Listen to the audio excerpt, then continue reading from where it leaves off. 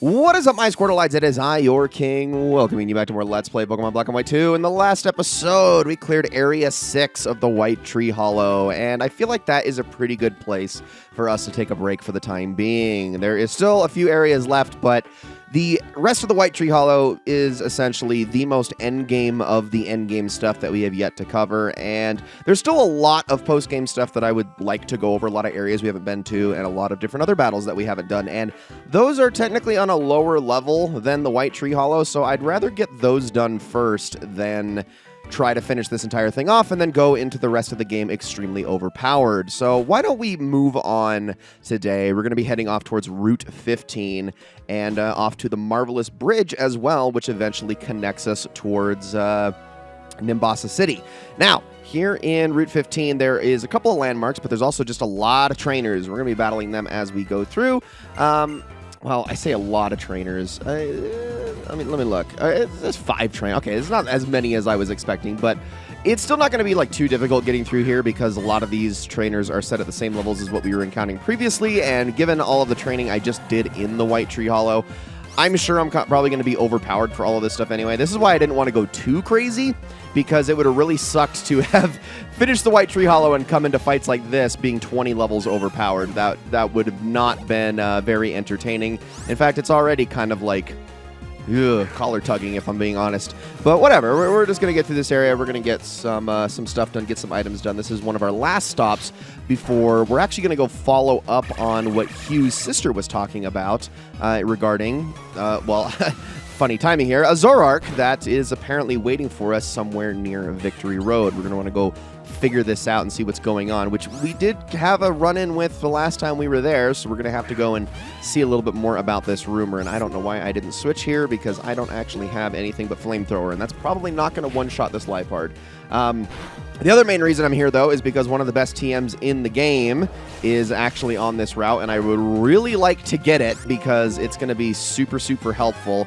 Oh, using a full restore, how dare you. Yeah, it's going to be super helpful for the foreseeable future, and it's something that I have wanted to get for quite some time. Although I have to see which Pokemon can actually learn it. I honestly, well, y'all will see when we actually get it. I don't want to say too much right now because I don't even want to spoil what that TM is. Now, if you remember from Pokemon Black and White 1, there is an important building that is here on this route. It is the Poke Transfer Lab, and if I remember correctly, it's actually just straight up here. This, you're going to talk to, oh, nope, you're going to fight me, never mind. I didn't know there was going to put a trainer right outside the door. That's not cool, but okay, we'll get through this fight first, and then I'll talk about it. Scientist Marie. You actually have some Pokemon that are worth a dang, because I don't like going up against trainers that have a bunch of unevolved Pokemon, especially this late in the game. This is actually, I think, one of Game Freak's worst habits just in general, and it's not just this game. They do it in all their games. But I really, really hate it when you go into the end game and you start encountering trainers that are, that don't have fully evolved Pokemon, because that's all they should have at these levels. In fact, probably the worst offender, if I can remember correctly, was one of the islands, one of the Sevi Islands from Fire Red and Leaf Green had an area that was home to a bunch of bug trainers. And mind you, this was all post-game stuff. You weren't supposed to even get to these islands until after you had beaten the Elite Four. And if you remember how Gen 1 / the Gen 1 remakes work, most of your Pokemon are well into the 60s by the time you actually beat the champion. Higher levels than even Unovan Pokemon when you do so. And that little forest where all these bug trainers were at, they were throwing out like level 60 Kakunas and Weedles. And it was so stupid. And it's not as bad in this game, but the fact that they still do it, I've just always hated that. I think it's such a dumb design decision. It's like, just go all in, make everybody strong. It will be fine. It's not like we can't run back to a Pokemon Center after every single battle anyway, in the absolute worst case scenario. So I don't know why they insist on doing that, and I've always thought it's one of their most obnoxious design tendencies. But I'm going to move the Lucky Egg around. You didn't even have the... Who has the Lucky Egg right now? Is it Challenger? Okay, I don't know who has it right now. Somebody has it. Is it Kamina? Oh, Tomoe has it. Okay, but it's sitting at the back of the party. That is an awkward place to have that. I should definitely still be using that as we go, because I still have a lot of training to do, and I want to be prepared going back into White Treehollow because we are now at the point where those areas are going to start to surpass us in terms of difficulty. All right, let's talk to this lady here. Hi, hello. You came here. That means you're a visitor. Huh? No, you came all the way here? Ah, are you a trainer? Are you in the middle of your journey? This is your trainer card. What? You have all the gym badges? Great, you may be able to... Professor Park! Quick! Oh, there you are. Wait, why did you say, oh, there you are? I was at the front door the entire... You know I was right there. This kid is a trainer who has all the gym badges, all of them. I'm sure this trainer can operate it. I have told you many times, this invention is great indeed, but without a professional trainer... I ignored all the words you said. What? You have all the gym badges? All of them? Fantastic. Fantastico. Yahoo! Spins around a bunch. What a great day. Great. Unbelievable. Hi, I am Professor Andrew Park. May, are you willing to participate in an ambitious experiment that will make history? This device is called Poké Transfer. It connects blah, blah, blah, called DS system, meanwhile, blah, blah, molecules, and then while evoking, blah, blah. Ergo, energy particles will, blah, blah, and if the frequency, as you see, with faraway Pokemon, the alpha waves, blah, blah, following which reach convergence, blah, blah. Spectacular results! To put it more simply, if you use this device, you'll be able to bring Pokemon here from other regions. But just for safety's sake, the Pokemon you're transferring shouldn't be holding anything, so make sure to take their items first. So, you are a fantastic Pokemon trainer. Will you participate in the great experiment of the century? You need 2 DS systems to use Poké Transfer. We will conduct the experiment with another DS. Is that okay? No! Is that you want to play with Poké Transfer sometime? You're welcome to come back and ask me. Okay, so... in Generation 4, you had the ability to use something that was called the Pal Park, which could be accessed in Diamond, Pearl, and Platinum, and I think also in Heart Gold and Soul Silver, although it was only in the Kanto region in that game. And you could use those games to move all of your Pokemon from the Generation 3 games up to Generation 4. In Generation 5, there is no direct access to Generation 3, so there's another through line here where you can access all of your Pokemon from Generation 4. Now, I would love to, right now, transfer all of my Pokemon from my Platinum playthrough that I just finished a little while ago. However, I say finished, it's not technically over yet. I need to get back to that Let's Play and actually do all of the post-game stuff in that game. So if that wasn't the case, I would happily do that right now. But unfortunately, I still have a Platinum Let's Play to get finished, and it would be very awkward if I moved all of my best Pokemon from that game into this one and subsequently shot myself in the foot. But that is what the Poké Transfer Lab is for. You can move Pokemon from any of the Generation 4 games, Diamond, Pearl, Platinum, Heart Gold, and Soul Silver. And that is a very good way to complete the Pokédex, because not having that access is going to make doing so in this game very difficult. Now, I'm going to head on into this trailer here really quickly. I don't know if you have anything interesting. You have caught a Pokemon called Rotom. I'd be very happy if you trade my Rotom for your Ditto. Okay, so if you have a Ditto here, which I think we already went past the point where you can actually start to catch those things, you can always trade it for a Rotom, which is kind of cool. I believe that's the only way to actually get a Rotom. This Rotom is also holding a max elixir if you want it, and then you have to take it to Shopping Mall 9, where in the storage room there is a whole bunch of appliances waiting in there that you can use Rotom, or use to change Rotom's forms. Excuse me.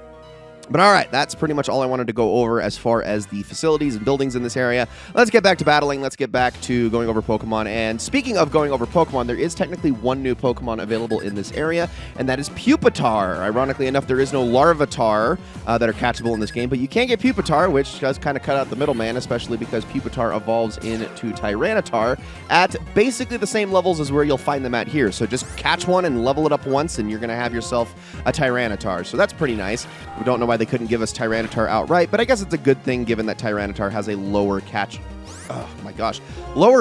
rate, excuse me there, than Pupitar itself, so it's easier to catch the middle form anyway. But okay, let's get through this fight. I would very much like to make it to Marvelous Bridge today, but I know we still have a lot of things left to collect in here. Probably should have used a Quiver Dance. That would have been a great opportunity to have done so. I also should have anticipated the full restore there, because all Poké fans do that. But all right, Johanna is level 66. Now we're going to move on to Stoutland. Okay, I will keep you out here, and I'm just going to assume that you can tank whatever this thing throws at you. We'll just double Heat Wave on this. I don't know if it's going to be enough to knock this guy out, but I will certainly try. It's going to be great when we can finally get Johanna to level 70. Oh, that's going to hurt a lot. That's going to hurt a lot. That's going to hurt so much. Oh my gosh, yeah. Okay, yep, should have expected that. I don't know why I wasn't thinking that that was going to happen. See, this is why I'm glad I don't do Nuzlocke playthroughs, because I am so scatterbrained that situations like that would absolutely wreck my day, and I would not be prepared for it in the slightest. Okay, I'll just, I guess, signal beam you. I'll revive Johanna after this fight is over, I guess. All right, down you go. Level 67. And then we got ourselves a Houndour. That's easy work for Kamina to deal with. I'm not even going to really bother with switching around. Just hit it with a Thunderbolt. I'm sure it'll go down in one shot. It's more of a stab move than Johanna's Psychic ever was. So, yeah, no way that thing is going to survive. And there we go. Okay. There's only like a few more trainers. I think actually just 2 more trainers left, and they're all hanging out in the grass down here. They're also going to be ridiculously easy because they don't have Pokemon that are evolved in any way, so it's going to be kind of a boring series of fights, but whatever. In fact, now that I see what they have, I honestly just might skip them, especially because I do want to make it to Marvelous Bridge in this episode.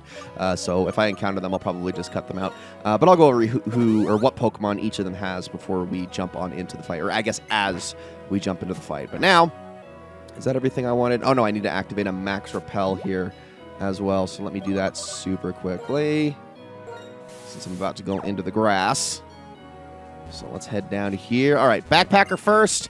This guy has a Seedot, a Krogunk, and a Cacnea. Obviously nothing to write home about. Absolute nothing burger of a fight. All right, well, hold on. Actually, I think I'm still good. I can go up this way. Yeah, here we go. So let's head all the way back here. Get ourselves an item. Get ourselves a Max Potion. Thank you very much. I'll go back down. I don't think I need the dowsing machine in this area. I want to... Actually, I do. I do need the dowsing machine in this area. Hold on a second. I'm glad that I checked. Right here. HP up. Okay, cool. We'll take that. I still need to go after my... Oh my gosh. Lady? Please, come here.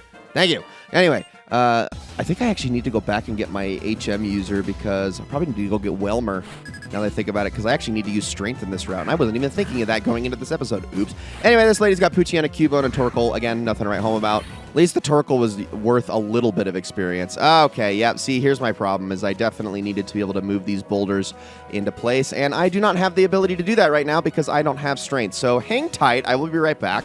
And I return. I actually did not put Tomoe away in the box, even though she is my most overleveled Pokemon at the moment, which is something I've been generally doing. And there's a very good reason for that, but we'll get into that here at the very tail end of the episode. For now, I just need to push you over one spot and then down a spot so that I don't accidentally get it stuck either direction. And here we're going to get ourselves TM26 Earthquake. Such a fantastic move to have it on your team at any one time. Extremely strong. Base power of 100, accuracy of 100, 10 uses. This is obviously an amazing move. The problem is that my only Pokemon capable of learning it, at least that's currently on my team, is Farina. I do think Jack can also learn it, and I don't actually think Zoroark can. But it would make no sense to not teach this to Farina, even though Rock Slide is incredibly useful to have, and so is Crunch. I think, well, I don't have a Pokemon that covers this type, but I do have an entire Pokemon that covers this type. So I think I'm going to get rid of Crunch, actually. I was going to get rid of Rock Slide, but that just might still have a little bit too much utility. So not to mention it does cover, in a way, Farina's greatest weakness, which is Ice. So yeah, probably better to actually keep that. All right, now we need to push this next boulder into place, and I think this one we need to have the dowsing machine out for, but this is the last item we can get on this route. So let's do that. Push all those into place, and then we can move on from here. I guess honestly, I didn't need a dowsing machine for that because that was a pretty obvious placement of a hidden item. But that is also the only access to the dark grass spot in here, where you can find even higher level Pokemon. Pokemon that are sitting in their early to mid 60s in levels if you want to catch them there. Although you're going to be finding mostly lots of Sandslash and Gligar in there, and then occasionally the Muscle Twins, Sock and Throw. But all right, let's head on through, and this is going to be the last things we do in this episode. Right here, also, what do people buy from the vending machine? Ability to check this, and I learned something. The chance of getting an extra item is 3%. Oh, that's cool. That's right, I forgot it does do that sometimes. I never really pay attention to it too much. So we're going on to the Marvelous Bridge, and the Marvelous Bridge has a couple of things worth talking about. However, do you remember a certain item that we got some time ago earlier on in the playthrough? If we go into our key items, it is right here. The Lunar Wing, a feather that glows like the moon. It is said to possess the power to dispel nightmares. What I'm going to do And are you the guy I talked to? No, okay. I think the other guy I want to talk to is actually on the far end of the bridge. The lunar wing started shining. Do you want to hold it up high? Okay, it is giving you a yes or no question here because if you don't want to fight, you can always just say no. But I'm not going to do that. I'm going to say yes.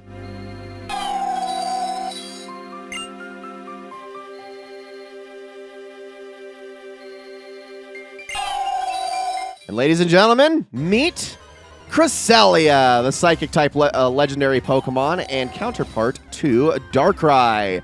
This Pokemon has Future Sight / Moonlight and Psycho Cut. So as you can see, it's able to continuously heal itself over and over again, and that might cause us some problems. Now, I am actually going to keep Johanna in the front of the party here because I am banking on... Oh man, I should have done a quick ball to start off things, shouldn't I? Yeah, I'm banking on this thing eventually giving me a hit and probably inflicting a status condition. Although, maybe I could try to do it with Kamina and have a little bit more luck. I don't know if that's going to work out the best for me. I'll try it. I will try it. I mean, because what is Thunderbolt's paralysis rate? I actually don't know. Probably should look into that before I get too crazy here. I know Thunder would be more accurate, but well, let's do one. See what this does here, just really quickly. Oh, hey, well, right off the bat, never mind, don't even need to check. Okay, we got the paralysis, that's good, but of course, this thing is still going to continue to use Moonlight, and that is going to cause us some problems. Now, Cresselia is almost entirely built into defenses. It's a very tanky Pokemon, so I'm going to even throw out a Shadow Ball in confidence here, and there's no way I'm going to one-shot this thing. It's got a special defense of 130 and HP of 120, so even with that super effective damage, we are not really doing all that much to it. Its defense is 120, so slightly lower, but still very, very strong. Its attack is only 70, its special attack is 75, and its speed is 85. So this thing is not particularly powerful and not going to be doing too much damage back, but that's not like that Future Sight there isn't still going to hurt a lot. So I'm going to try to do some healing here. And this is going to be kind of more of a back and forth fight. I'm going to have to be a lot more active. I can't just sit here and chuck Pokeballs at this thing all day because of that Moonlight that it's got. That's going to cause me some problems. Now, I think I'm going to start throwing out things now. Let me hit it with... Yeah, it's way too late to use the Quick Ball. I guess I'll just start throwing out Ultra Balls. And same rule as before, 5 Ultra Balls. And if it doesn't get caught by that point, then I think we will call it here. But I'm going to keep trying. The paralysis should definitely help me at least a little bit in this situation. So here comes that Future Sight. We got 1 Ultra Ball out. That does hurt a little bit. I almost want a Signal Beam here. I just want to get it into the red, like, really badly. But I'm sure it's going to Moonlight again anyway. So really, what's the point? This is just going to have to be a constant, active effort to keep this thing's health down when it keeps healing itself over and over again. This is not going to be easy to do. It does still have... Yep, there's that Moonlight I was expecting. Okay. It does have Levitate as its ability, so we can't hit it with any ground-type moves, so not going to be able to do crazy damage with something like Farina. Let's go back to Shadow Balling this thing. We did lower its special defense a little bit, so that's the only reason I'm a little hesitant to attack it right off the bat. There's that Psycho Cut. It does have the same catch rate as the Reggies, as... see, I'm afraid to attack it now, too. Same as any of the Forces of Nature, the Swords of Justice, all of those Pokemon. So, not the easiest to catch. In fact, I'm trying to remember what... Because I think the only ones that are actually fairly easy to catch, as far as catch rate legendaries go, are like... some of the earlier trios, like the Bird Trio and the legendary Beasts of Johto and things like that. So these ones are still really difficult to get our hands on. And this is also not the Pokemon that I want to use my Master Ball on. I am still saving that for a very good reason. Although, if I remember correctly, I think this game actually gives you a second Master Ball later. But I could be wrong about that. And that's why I'm also not taking that chance. Okay, Force On attack. Just keep going. I'm going to throw one more, and then if I don't catch it here, I will cut until this thing has been caught. Or it's been knocked out. See you all in a bit.